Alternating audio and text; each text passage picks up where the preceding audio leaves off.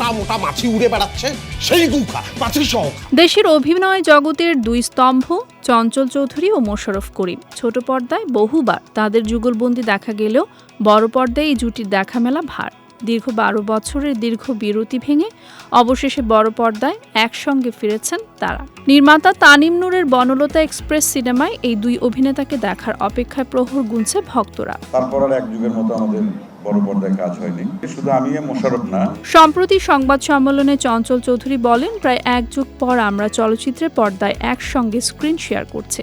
সর্বশেষ কাজ করেছিলাম মোস্তফা সরওয়ার ফারুকীর টেলিভিশন সিনেমায়। তারপর আর এক যুগের মতো আমাদের বড় পর্দায় কাজ হয়নি, তাই আমার মধ্যে এক ধরনের এক্সাইটমেন্ট কাজ করছিল।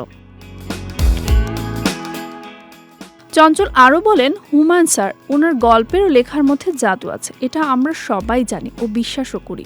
আমার ব্যক্তিগত অভিজ্ঞতা হলো, ওনার কোনো বই পড়তে গেলে এক লাইন পড়লে পরের লাইন পড়তে ইচ্ছে করে। প্রত্যেক মোমেন্টে চুম্বকের মতো টান অনুভব করা যায়।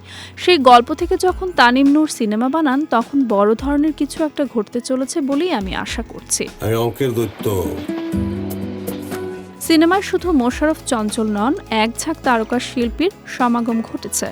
বাঁধন, মম, শরীফুল রাজ, শ্যামল মাওলা, সাবিলা নূর ও ইন্তেখাব দিনারের মতো বলিষ্ঠ অভিনয় শিল্পীদের উপস্থিতিকেই এই সিনেমার সবচাইতে বড় চমক হিসেবে দেখছেন চঞ্চল চৌধুরী। তার মতে, নিজের জায়গায় প্রত্যেককে অন্তত শক্তিশালী অভিনেতা যাদের একই পর্দায় দেখা যাওয়াটা দর্শকদের জন্য বিশেষ উপহার হতে যাচ্ছে।